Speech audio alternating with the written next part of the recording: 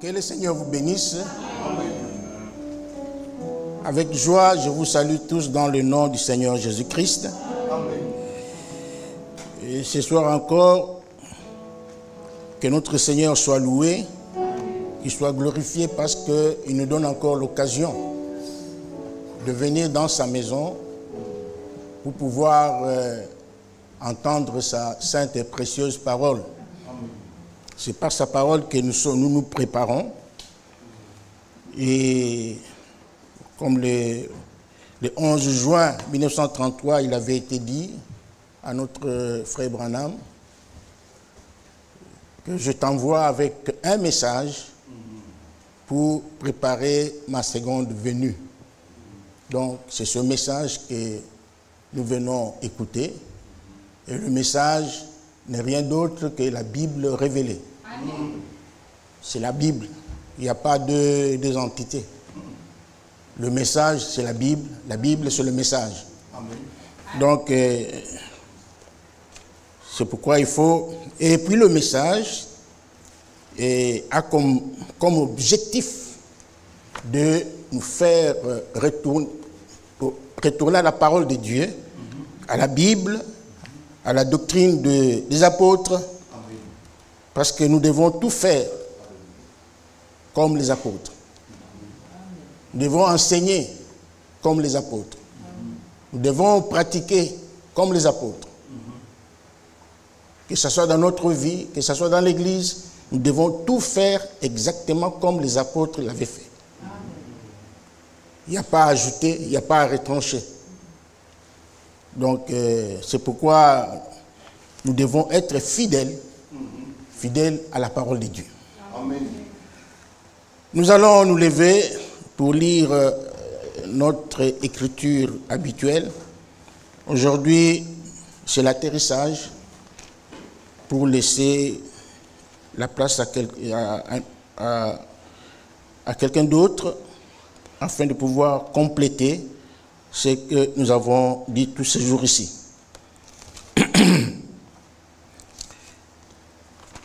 C'est comme un résumé que nous faisons aujourd'hui.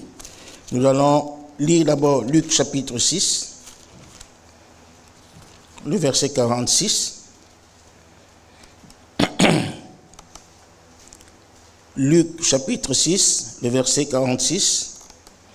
Pourquoi m'appelez-vous Seigneur, Seigneur, et ne faites-vous pas ce que je dis?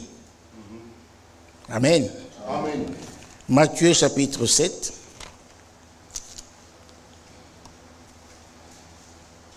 Le verset 21.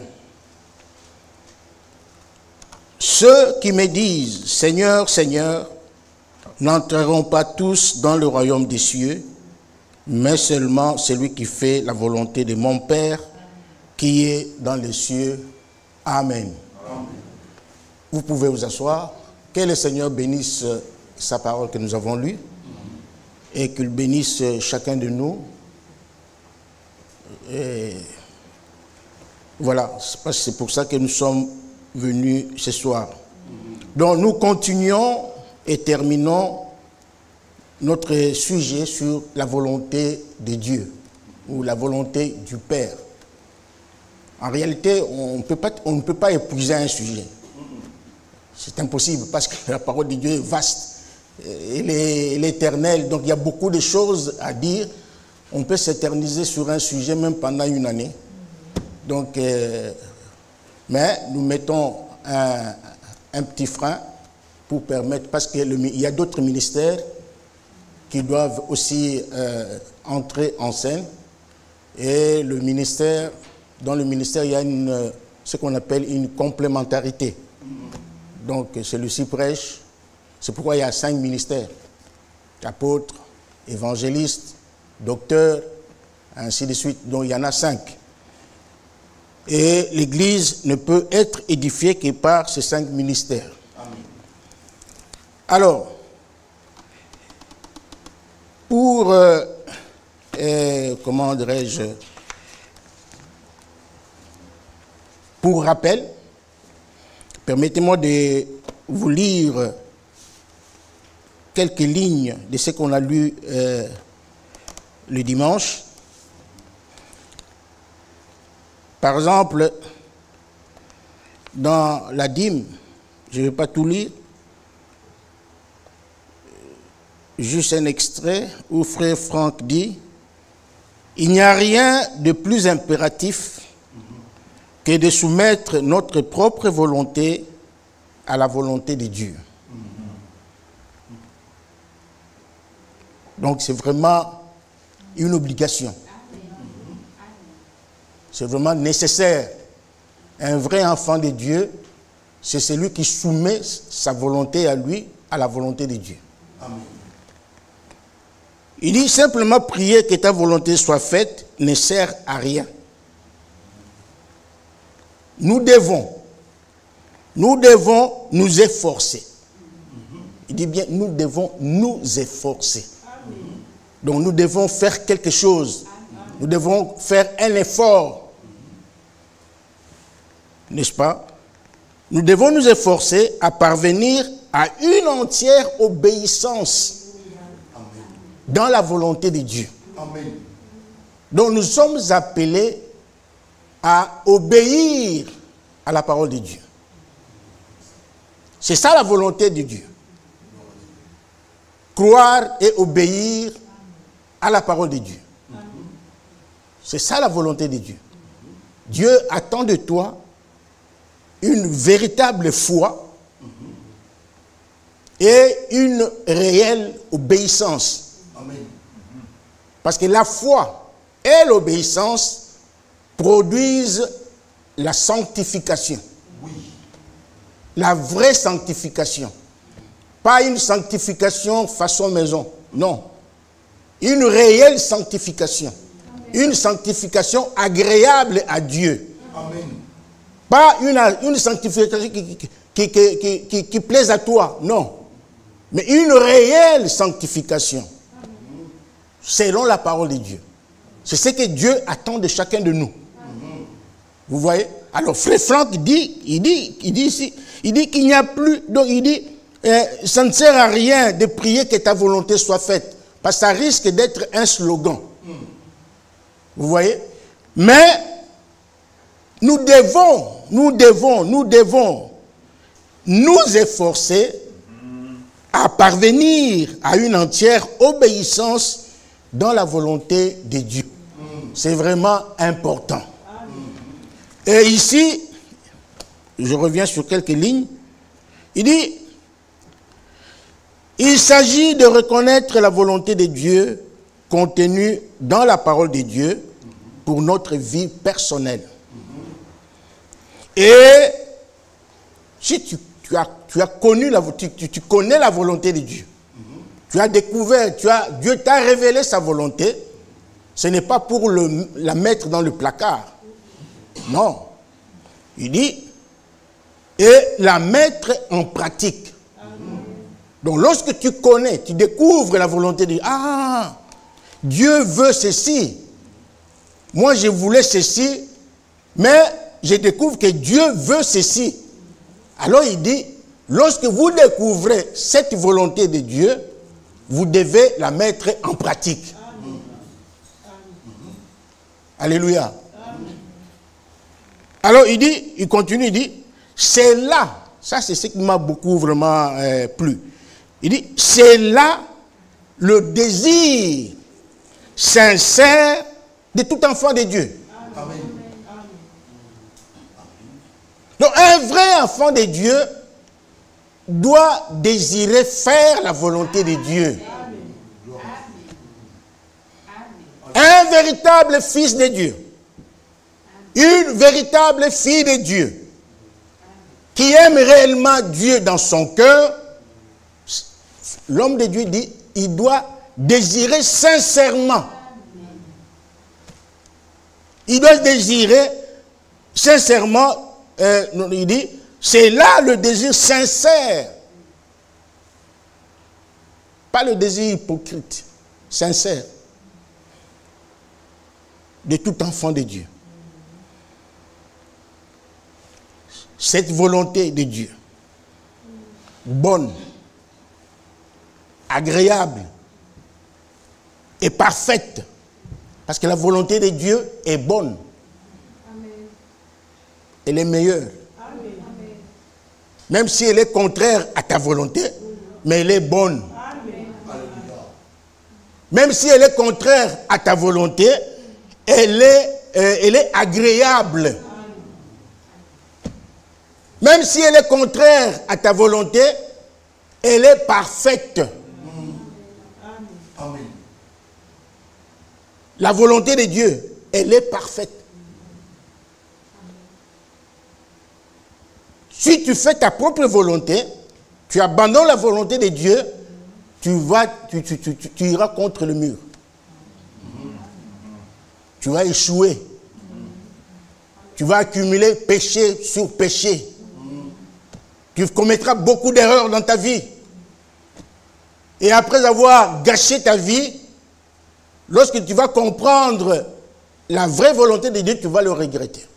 Ça sera peut-être irréversible. Donc nous devons faire attention. Nous ne devons pas jouer avec ces choses. Nous ne devons pas jouer avec ces choses. La volonté de Dieu, et il continue, il dit, cette volonté bonne, agréable et parfaite doit s'étendre dans tous les domaines de notre vie. Amen. Dans tous les domaines de notre vie, s'il vous plaît. Que ce soit dans le mariage, que ce soit dans la famille, que ce soit je ne sais pas quoi, même dans le voyage. Quand tu fais... Aujourd'hui, je suivais un frère, un prédicateur à l'assemblée de Colosie, c'est vous là. Je suis abonné. Hein. Alors, le frère a abordé dans le même sens que ce que nous sommes en train de parler. Il dit, même dans le voyage, tu veux effectuer un voyage, c'est bien, c'est un bon projet. Mais, est-ce que c'est la volonté de Dieu? Tu peux avoir un projet dans ton cœur. C'est bien, c'est normal, ce n'est pas mauvais avoir un projet. Mais, il faut toujours, il a dit ce que j'avais dit, ce qu'on a dit il y a quelques jours, il dit, il faut toujours engager Dieu dans ce que vous faites. Amen. Toujours. Amen. Ne faites pas comme quelqu'un, comme un bouc qu'on amène, il ne sait pas où aller, on le tire. Non, non, non, non, non, non, non. On est enfant de Dieu.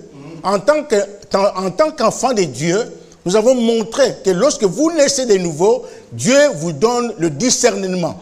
Amen. Un vrai enfant de Dieu doit avoir le discernement. Il ne doit pas faire des choses comme ça. Non, non, non, non, non. Il doit chercher Dieu, la volonté de Dieu en toutes choses. L'homme de Dieu, cette volonté bonne, agréable et parfaite doit s'étendre dans tous les domaines de la vie. C'est vraiment important. Vous voyez? Lisons quelques écritures pour avancer. Luc chapitre 6. Luc chapitre 6, nous revenons... Non, non, non, excusez, Jean chapitre 6. Jean chapitre 6, nous l'avons lu dernièrement. Nous faisons une sorte de révision aujourd'hui. Jean chapitre 6. Jean chapitre 6, nous sommes au verset 37. Ici, c'est le Seigneur Jésus qui parle. Tout ce que le Père me donne viendront à moi. Et je ne mettrai pas dehors celui qui vient à moi. Amen. Pourquoi? Car je suis descendu du ciel pour faire non ma volonté, mais la volonté de celui qui m'a envoyé. Amen. Alléluia. Amen. Donc même Jésus, lorsqu'il est venu sur la terre, dans la chair humaine, n'est pas venu pour faire sa volonté à lui. Non, non, non, non. Il dit que c'est clair ici. Il dit, je ne suis pas venu pour faire ma volonté, mais je suis venu pour faire la volonté de celui qui m'a envoyé sur la terre. Amen. Et toi et moi, nous avons aussi été envoyés sur la terre.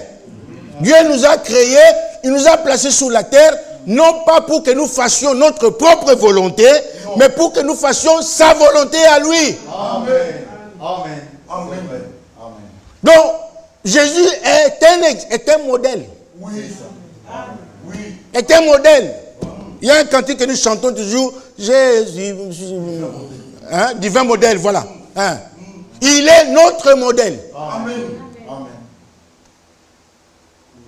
Ce n'est pas ton frère qui est ton modèle. Non. Ce n'est pas ta soeur qui est ton modèle. Ce n'est pas une quelconque star dans le monde qui est ton modèle. Mais ton modèle à toi, c'est le Seigneur Jésus-Christ. Alléluia. Amen. C'est vrai. Amen. Donc si tu veux aller au ciel, marche sur les traces de Jésus-Christ. Marche sur le chemin qu'il a tracé. Il dit, je suis le chemin, la vérité et la vie. Vous voyez? Il continue, il dit, Jean 6, verset 39. Or, la volonté de celui qui m'a envoyé, c'est que je ne perde aucun de tout ce qu'il m'a donné. Amen. Mais que je le ressuscite au dernier jour. Amen. Et il a accompli cette volonté. Alléluia. Il a fait cette volonté. Quand il est venu, il a achevé l'œuvre. Dans Jean 17, verset, je crois, 4, il dit, j'ai achevé ton œuvre. Donc il avait accompli, il a fait la volonté de son Père. Au verset 40, il continue. Là, ça nous concerne. La volonté de mon Père, c'est que quiconque voit le Fils, alléluia, et croit en lui, ait la vie éternelle. Voilà la volonté de Dieu pour nous. Donc, lorsque nous avons entendu l'évangile, nous avons vu le Christ dans sa parole, la volonté de Dieu veut que nous puissions croire en lui. Est-ce que vous comprenez? Amen. La volonté de Dieu veut que nous croyions en Jésus-Christ. C'est ça la volonté de Dieu. Et Jésus est la parole faite chair. Jean 1, 14. Il est la parole de Dieu faite chair. Donc, lorsque tu crois en Jésus-Christ, il y a une récompense. Amen. Il y a une récompense. C'est quoi? C'est la vie éternelle. Alléluia. C'est la vie éternelle. Et il dit, donc c'est lui qui croit. Donc, croire en lui est la vie éternelle. Et je le ressusciterai au dernier jour. Amen. Mais croire ne suffit pas. La foi ne marche pas seule. Non. La foi a sa jumelle. Alléluia. La foi a sa jumelle. Et la jumelle de la foi, c'est qui? Amen. Que Dieu vous bénisse. Donc la foi et l'obéissance marchent toujours ensemble. Alléluia. Elles sont inséparables. Romains.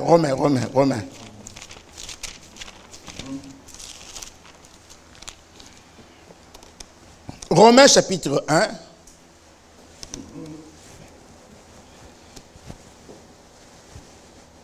Verset 1. Paul, serviteur de Jésus-Christ, appelé à être apôtre, mis à part pour annoncer l'évangile de Dieu. Évangile qui avait été promis auparavant de la part de Dieu par ses prophètes dans les Saintes Écritures. Amen. Et cet évangile, il concerne son fils, Amen, né de la postérité de David, selon la chair, déclaré fils de Dieu avec puissance, selon l'esprit de sainteté, Amen, par sa résurrection d'entre les morts, Jésus-Christ notre Seigneur. Amen. Maintenant, par lui, verset 5, par lui nous avons reçu la grâce et l'apostolat. Ici, il s'agit des prédicateurs, des hommes que Dieu a réellement appelés. Pas les hommes qui se sont autoproclamés prédicateurs. Parce qu'il y en a beaucoup. Ici, il est question des véritables ministres de l'évangile. Que Dieu lui-même a choisi, a appelé et a mandaté. Amen. Vous voyez? Donc ce n'est pas seulement Branham, ce n'est pas seulement Franck, mais il y a aussi Éphésiens 4 et 11. Aujourd'hui, il y a une tendance qui veut remplacer les audios des frères Franck par Éphésiens 4 et 11. Non. Alléluia. Non, non. Moi, j'ai dit non. Amen. Amen. Non. Amen. Amen.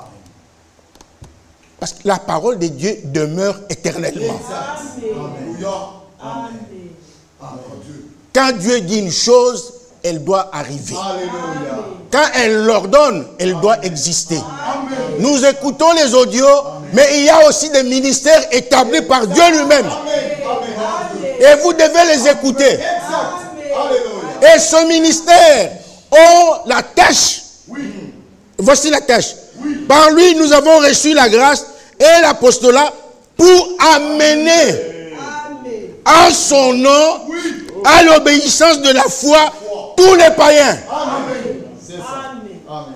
Et il continue, parmi lesquels vous êtes aussi, vous qui avez été appelés par Jésus-Christ. Amen. Amen. Amen. Branham est parti, Amen.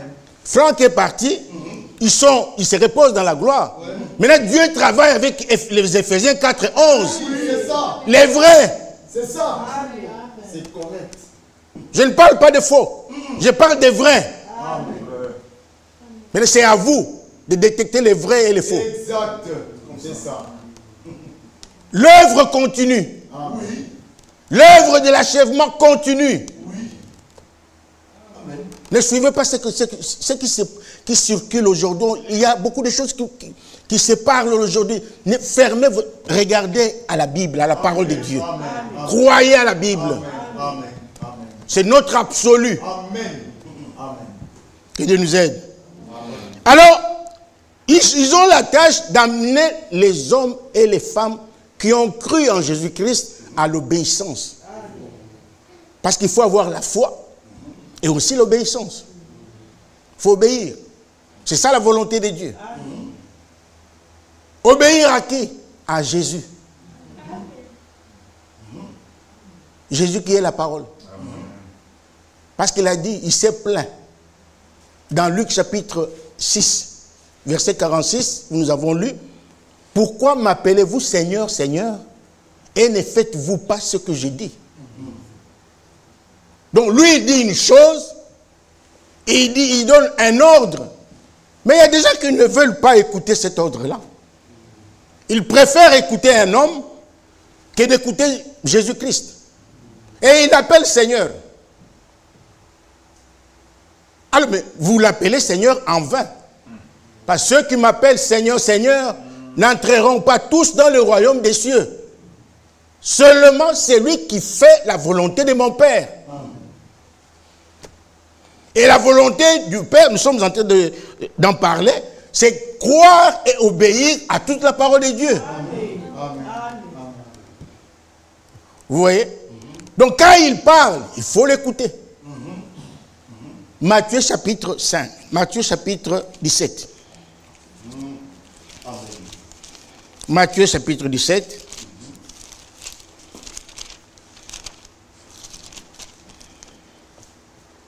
Vous connaissez l'histoire. Si vous lisez à partir du premier verset, c'est quand Jésus avait pris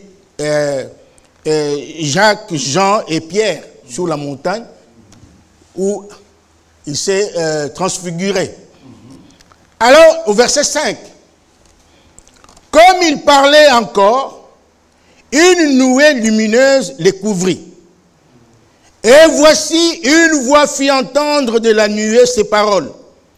Celui-ci est mon fils bien-aimé, en qui j'ai mis toute mon affection. Maintenant, ce qui suit, vraiment, c'est ce qui est important. Écoutez-le. L'ordre est venu du ciel. Il y avait Pierre, il y avait Jacques, il y avait, qui d'autre? Jean.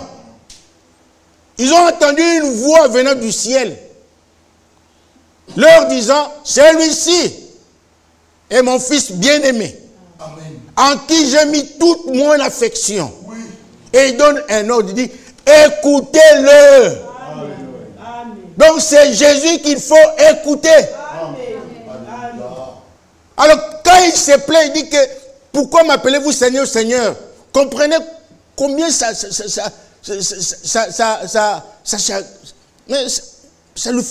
combien ça fait mal dans son cœur. Lui, il parle. Au lieu de l'écouter, vous désobéissez à sa parole. C'est comme un père qui a un fils naturel, dans le naturel. Tu donnes l'ordre à ton fils il refuse. Je ne sais pas, frère, comment tu sentirais dans ton cœur.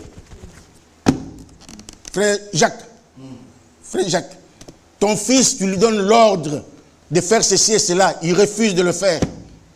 Comment tu sentirais dans ton cœur? Tu vas pleurer. Parce que ça fait mal.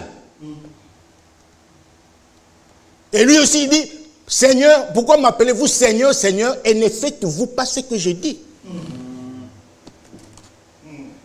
Aujourd'hui, les gens vivent sur la terre comme si Dieu n'a pas parlé.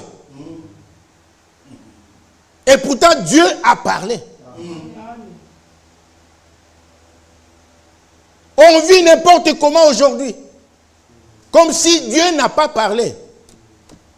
Mais je vous dis que dans cet âge, Dieu a parlé. Amen. Et celui qui a parlé, c'est Jésus. Écoutez-le.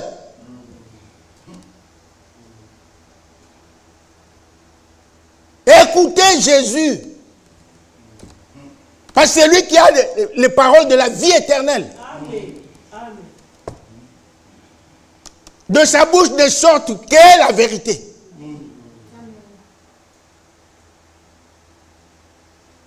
Et la parole qui sort de sa bouche contient la vie. Amen. Alléluia. Amen. Elle contient la vie. Il y a toutes les vitamines dans la parole de Dieu. Toutes les vitamines.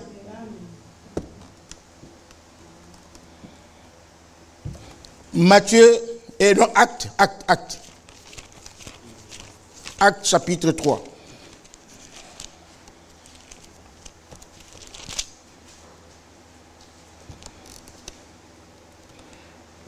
Acte chapitre 3, verset 22. Moïse a dit, le Seigneur, votre Dieu, vous suscitera d'entre vos frères un prophète comme moi. Là, nous sommes dans Deutéronome chapitre 18, verset 15. Moïse avait dit au peuple de Dieu que le Seigneur, votre Dieu, suscitera un prophète comme moi. Maintenant, écoutez la suite. Comme moi, vous l'écouterez dans tout ce qu'il vous dira. Amen. Ces prophètes-là, aujourd'hui, les interprétations courent. Le monde entier, oh, ces prophètes-là, c'est frère Branham. Non. Ce n'est pas Branham. C'est faux. Ça, c'est une fausse doctrine. Amen. Vous la croyez, vous mourrez spirituellement. Amen. Ce n'est pas Branham. C'est le Seigneur Jésus-Christ. Et cela s'est accompli dans Matthieu chapitre 17. Écoutez-le. Il dit, vous l'écouterez dans tout ce qu'il vous dira. Amen. Donc il ne s'agit pas ici de marchander avec la parole. Non. Il ne s'agit pas d'enlever quelque chose ou d'ajouter quelque chose. Non. La parole de Dieu telle qu'elle est sortie de la bouche de Dieu. Matthieu 4, 4. Jésus a dit, l'homme ne vivra pas de pain seulement, mais de toute parole qui sortira de la bouche de Dieu. Amen. On n'a pas calculé, non, bon, mais ça c'est pour, non, ça c'est pour les jeunes, Oui, mais ça c'est pour les vieux, nous les jeunes. Non, non, non, non, non, non, non, non, non, non. La parole qui est sortie de la bouche doit être notre vie. L'homme ne vivra pas de pain seulement, mais de toute parole qui sortira de la bouche de Dieu. Le verset 23, écoutez. Et quiconque, ça c'est une mise en garde, un avertissement. Et quiconque n'écoutera pas ce prophète sera exterminé du milieu du peuple. Est-ce que vous avez saisi?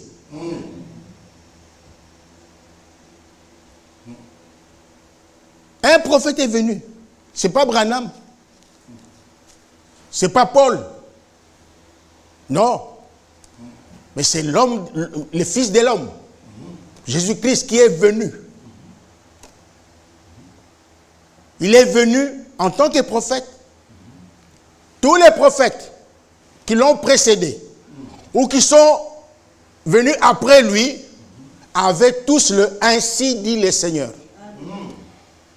Ainsi dit le Seigneur, ainsi parle l'Éternel.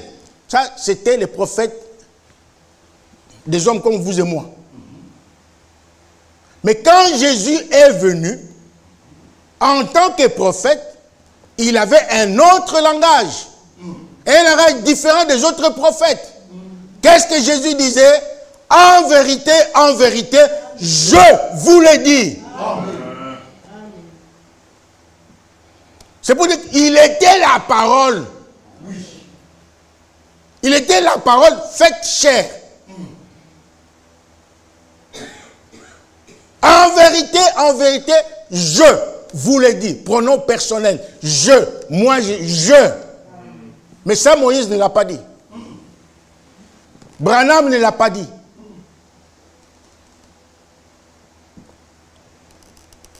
Donc vous voyez que c'est un homme qu'il faut vraiment respecter. C'est un homme qu'il faut honorer.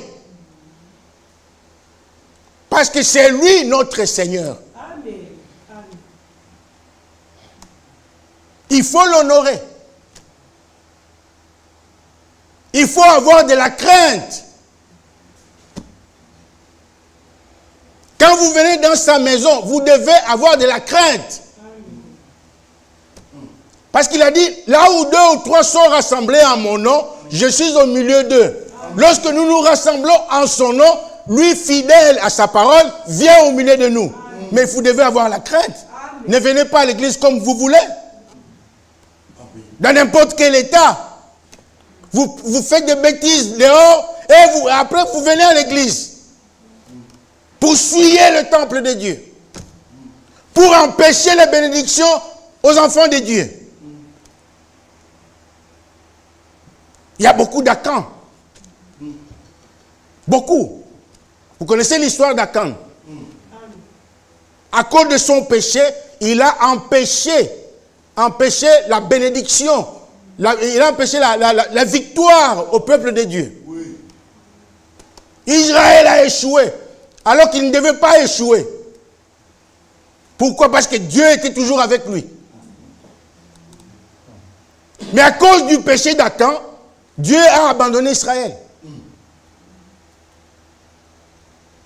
Il a abandonné Israël. Un petit peuple, moins nombreux, ils étaient petits là. Mais ils ont échoué devant ce peuple-là.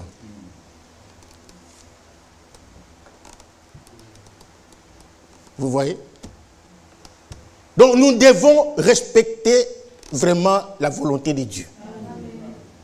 Nous devons respecter la parole de Dieu. Quand les hommes qui se mettent ici vous prêchent l'évangile, croyez en cet évangile-là. Parce que ce n'est pas eux qui parlent. Mais c'est Dieu qui parle au travers d'eux. Dieu utilise la bouche de l'homme. Donc, il prend la bouche de l'homme pour parler à ses enfants. Il s'en sert de micro. Nous ne sommes que des instruments. Paul était un instrument dans la main de Dieu.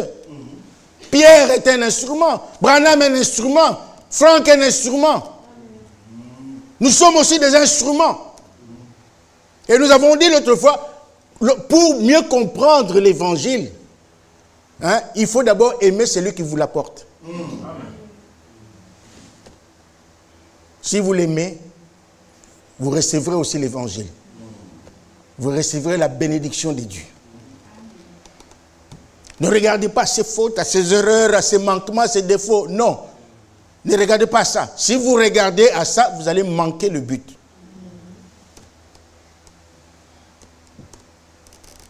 Que Dieu nous aide à comprendre ces choses. La foi, comme je l'ai dit tout au début, la foi et l'obéissance à toute la parole de Dieu produisent la sanctification.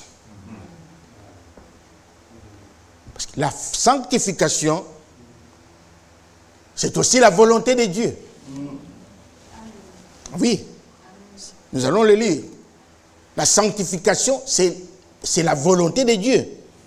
Si vous lisez dans Hébreux chapitre 12, au verset 14, Paul dit, recherchez la paix avec tous et la sanctification, sans laquelle personne ne verra le Seigneur.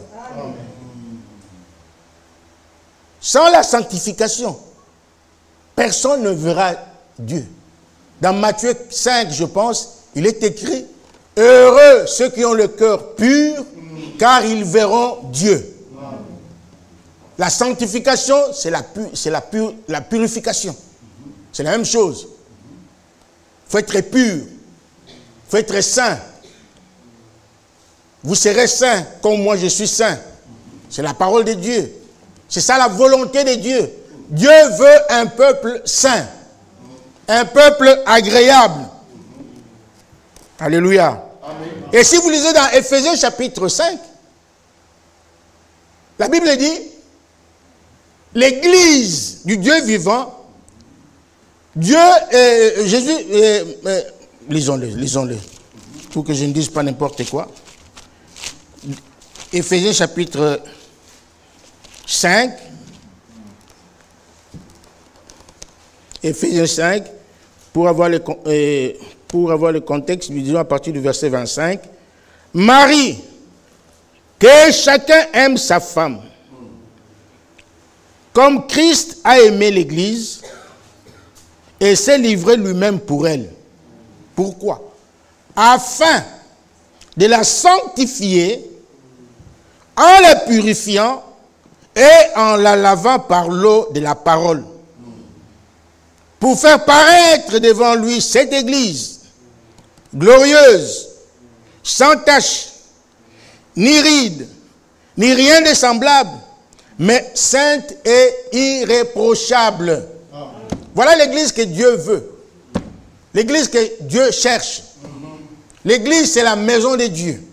Et si vous lisez dans Hébreux chapitre 3, vous verrez que il est question, on parle de la maison de Dieu. La maison de Dieu, c'est toi et moi. Amen. Amen. Amen. Amen.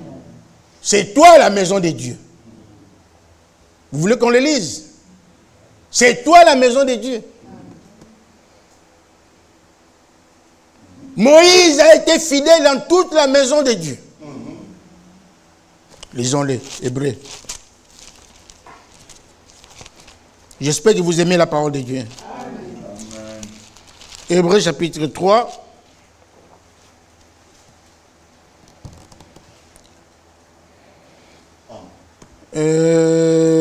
Lisons à partir du verset 4. Chaque maison est construite par quelqu'un. Comme cette maison ici. Ce bâtiment ici. C'est quelqu'un qui l'a construit. C'est quelqu'un qui l'a construit. Donc chaque maison, même la maison où vous habitez, c'est quelqu'un qui l'a construit. Même si vous louez un hôtel, c'est quelqu'un qui l'a construit. Mais la Bible dit, mais celui qui a construit toutes choses, c'est Dieu. Amen. Alléluia. Verset 5. Pour Moïse, il a été fidèle dans toute la maison de Dieu, comme serviteur, pour rendre témoignage de ce qui devait être annoncé.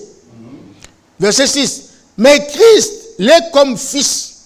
Donc il est comme fils sur sa maison. Et sa maison, c'est nous. Amen. Pourvu que nous retenions formellement jusqu'à la fin la confiance et l'espérance dont nous nous glorifions. Donc la maison de Dieu, c'est toi et moi.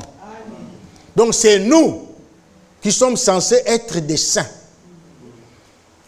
Amen. Nous sommes censés être des saints. Donc la sanctification, ce n'est pas pour les bêtes, les animaux. Non, non, non, non. C'est pour l'homme que Dieu a créé. Dieu t'a créé pour que tu sois comme lui. Pour que tu le ressembles. Il y a un cantique que nous chantons, être comme Jésus, être comme Jésus. Donc nous devons ressembler à Christ. Christ est saint.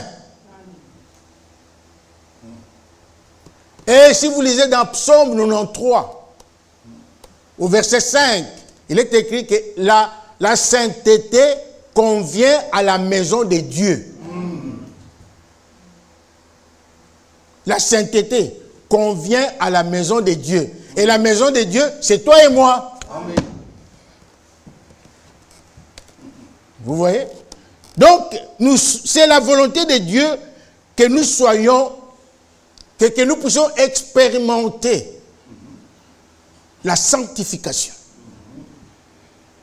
C'est vraiment important. Parce que sans la sanctification, personne, il n'y a même pas moyen de négocier. Il n'y a même pas négocier avec un ange. Tu viens là, tu négocies, moi, ange Gabriel, aide-moi, bon, je vais te donner. Non, non, non, il n'y a pas ça. Si tu veux corrompre les gens d'ici bas.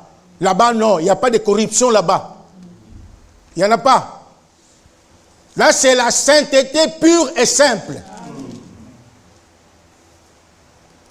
Alors, la volonté de Dieu, je dis, c'est la sanctification. Lisons-le. 1 Thessaloniciens chapitre 4.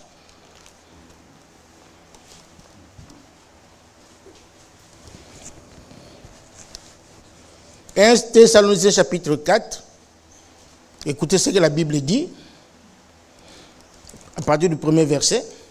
« Au reste, frères, puisque vous avez appris de nous comment vous devez vous conduire et plaire à Dieu, et c'est là ce que vous faites. » Ah, ça c'est un éloge. Paul jette des fleurs. Et c'est là ce que vous faites. Et maintenant, malgré les éloges, il dit, mais nous vous prions et nous vous conjurons, au nom du Seigneur Jésus-Christ, de marcher à cet égard de progrès en progrès. Amen. Donc si tu vis une vie digne de l'évangile, une vie correcte, c'est bien. Ne t'arrête pas, donc continue ainsi. Fais des progrès. C'est comme à l'école. Si j'obtenais 5, le maître venait ou le professeur venait. Oui, c'est bien, mais fais un effort pour arriver même à 6. Il t'encourage. Tu fais un effort, tu arrives à 6. Oui, c'est bien, c'est très bien, mais ce n'est pas encore suffisant. Continue encore. Il faut arriver même à 8. C'est comme ça qu'on fait, non? On vous encourage comme ça à l'école. C'est ce que Paul dit aussi. Vous êtes saints, vous aimez Dieu, vous marchez correctement, c'est très bien. Mais, il dit, nous vous conjurons de marcher à cet égard, de progrès en progrès. Tous les jours de notre vie, nous devons faire des progrès. Nous devons marcher de progrès en progrès. Donc nous devons toujours nous améliorer. Et frère Ram dit, nous venons à l'église, pas pour seulement chanter, pas pour seulement pour prier, mais nous venons pour nous améliorer. Aujourd'hui, j'étais comme ceci, c'est très bien, mais demain, je dois faire un effort, je dois surpasser, je dois monter d'un cran. Je ne sais pas si vous me comprenez. Vous êtes là? Frère Gilbert, ne dors pas, dors pas. Sois éveillé. Écoute la parole de Dieu.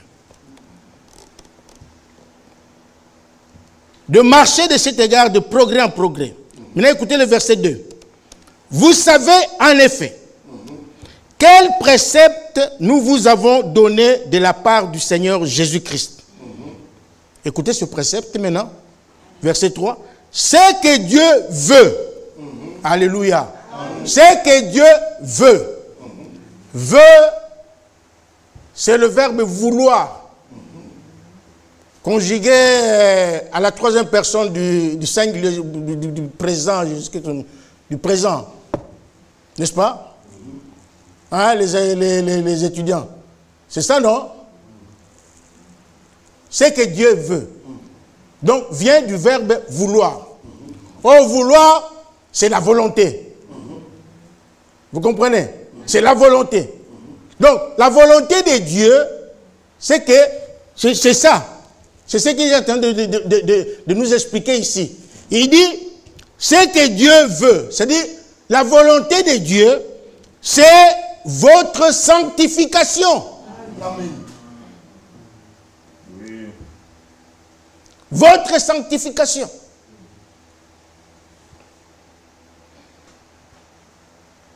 Il continue, il dit, c'est que vous vous absteniez de la débauche.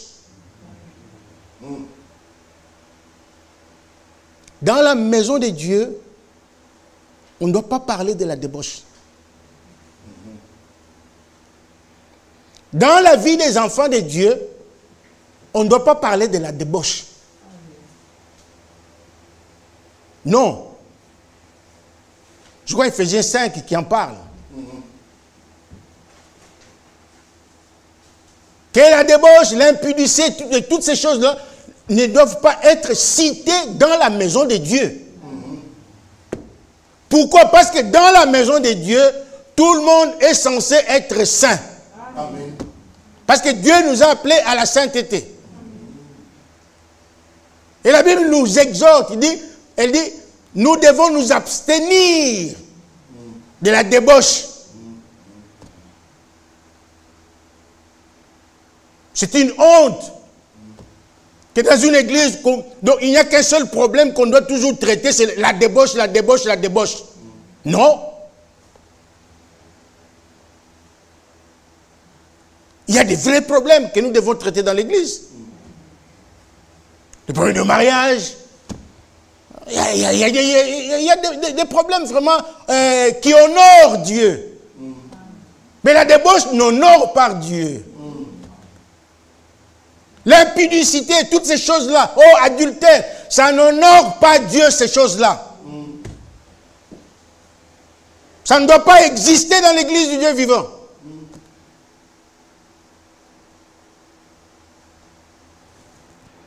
Vous voyez? Verset 4.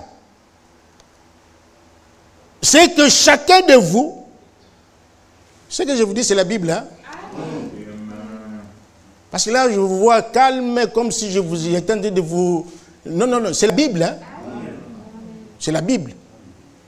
Nous sommes ici pour la Bible. Verset 4. C'est que chacun de vous sache posséder son corps dans la sainteté et l'honnêteté. Le corps, si vous lisez dans 1 Corinthiens chapitre 6, le corps que tu as là, que Dieu t'a donné, qu'il t'a prêté, n'est pas pour la débauche. Non. Il n'est pas là pour... Dieu ne te l'a pas donné pour la débauche. Pour pécher avec. Non. Pour faire la prostitution avec. Non.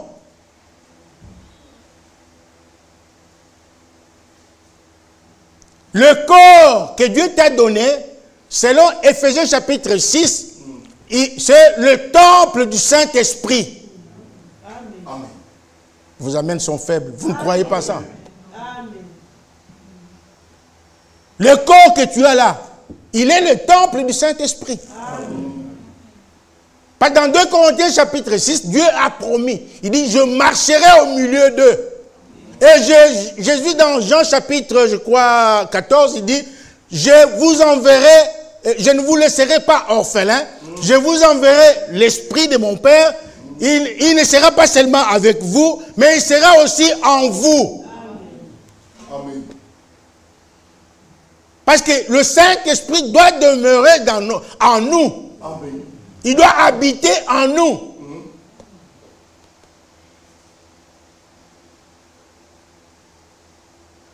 Alors le corps que tu as, il ne t'appartient même pas. Il te l'a prêté. Il te l'a prêté. Il n'y a personne ici dans la salle ou dans le monde qui peut dire à la mort non. Qui peut arrêter la mort. La mort vient, il dit non, non, non, non, va-t'en. Non, il n'y a pas. Il n'y a personne. Parce que quand Dieu décide, la mort vient, elle te prend.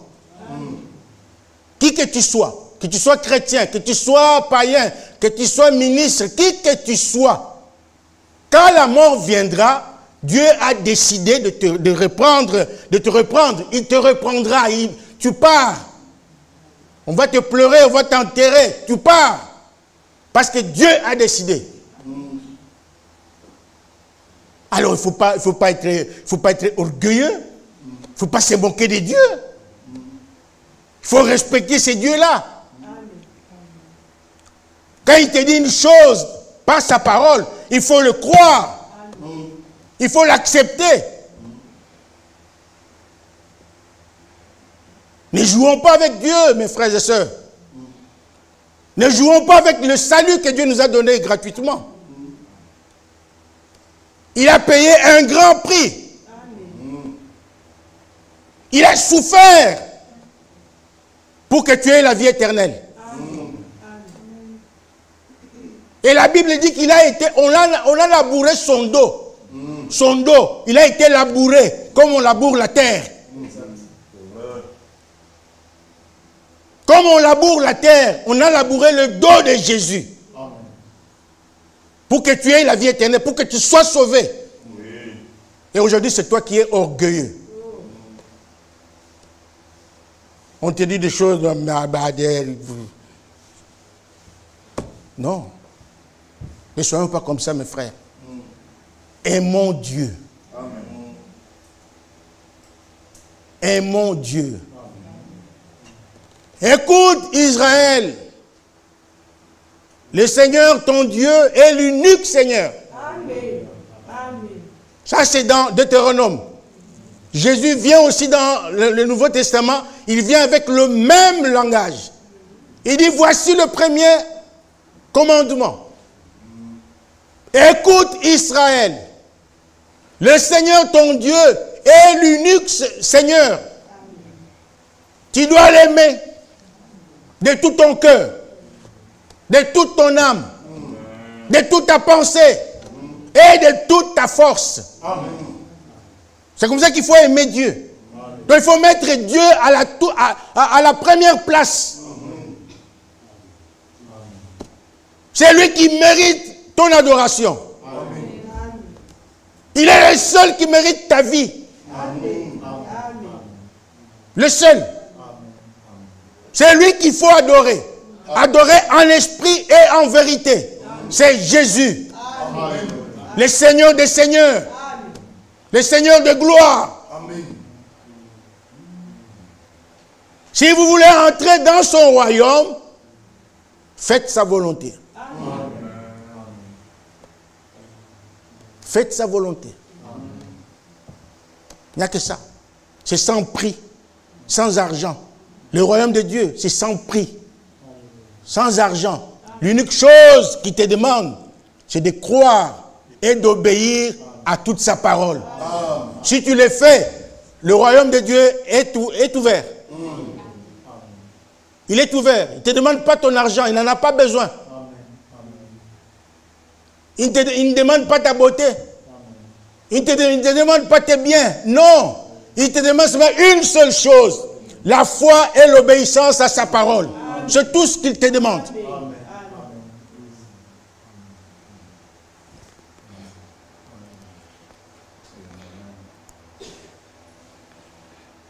Il y a encore quelques minutes.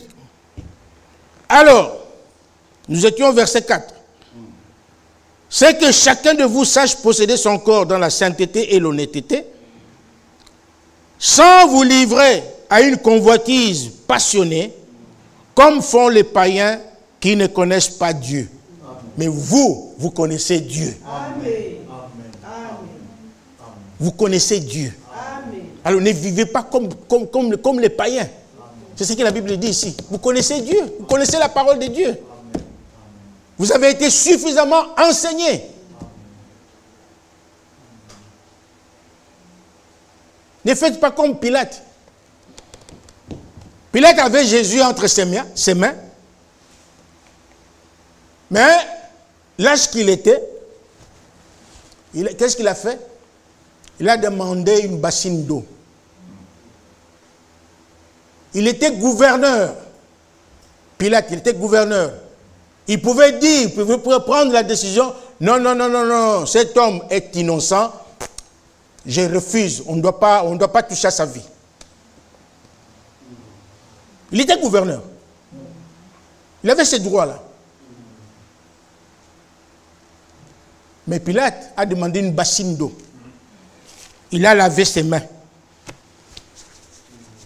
Moi, cette histoire ne me regarde pas. Ça vous regarde. Débrouillez-vous avec ça. C'est ce que Pilate a fait. Et Frère Branham dit, Pilate avait Jésus entre ses mains. Il avait le sang de Jésus entre ses mains.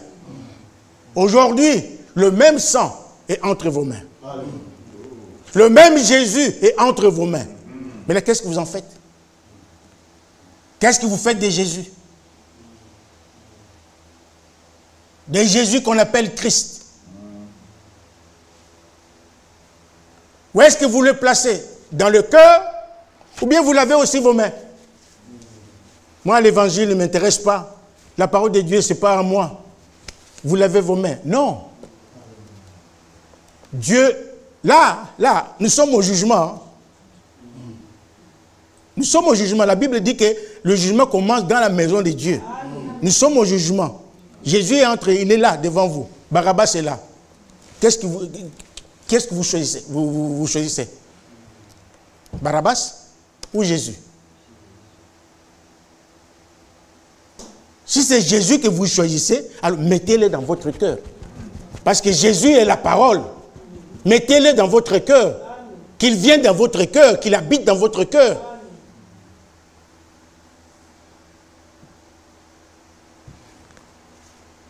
Oh mon Dieu.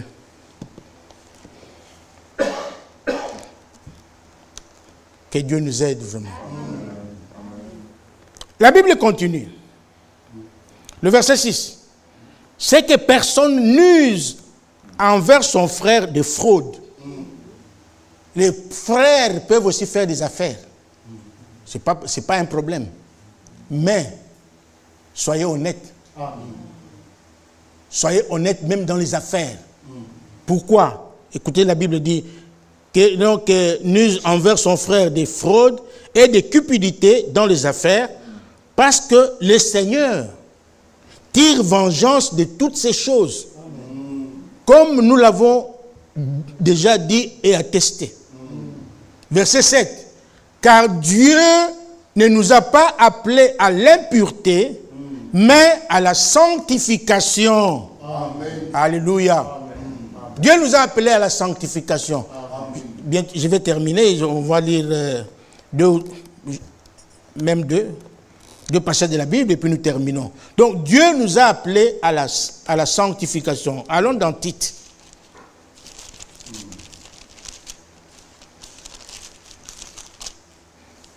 J'espère que vous n'êtes pas encore fatigués. Hein?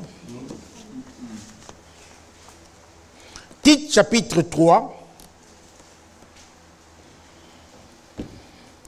Pour gagner du temps, nous allons lire à partir du verset 3. Car nous aussi, Tite 3, verset 3. Car nous aussi, nous étions autrefois insensés. Amen. Amen. Personne n'est né chrétien. Hein? Nous sommes tous nés pécheurs. N'est-ce pas? Alors, nous étions autrefois insensés, désobéissants, égarés, asservis à toute espèce de convoitise et de volupté, vivant dans la méchanceté et dans l'envie, dignes d'être haïs, et nous haïssant les uns les autres, comme font les gens du monde aujourd'hui. Nous étions aussi de leur nombre. Maintenant, le verset 4 dit, « Mais lorsque la bonté de Dieu notre Sauveur et son amour pour les hommes ont été manifestés, il nous a sauvés, non à cause des œuvres de justice que nous aurions faites, mais selon la miséricorde, par le bain de la régénération et le renouvellement du Saint-Esprit. » La Bible parle du bain de la régénération. Ici, on ne parle pas de la douche. On ne parle pas de l'aspersion. Non, non, non. On parle du bain. Donc, il faut prendre un bain. Le bain de la parole. C'est-à-dire, il faut être immergé. Être plongé dans l'eau complètement. C'est comme un sous-marin. Lorsqu'un sous-marin est sous l'eau, on ne le sait pas, on ne le voit pas. Toi aussi, tu dois être complètement immergé, complètement plongé dans l'eau de la parole. Il faut prendre un bain. Donc, être là, couvert. Donc, je ne sais pas comment vous expliquer ça. Je comprends ce que je veux dire, mais je ne sais pas comment m'exprimer. Vous voyez, quand quelqu'un, tous les corps, donc, doivent être purifiés, sanctifiés, corps, esprit et âme.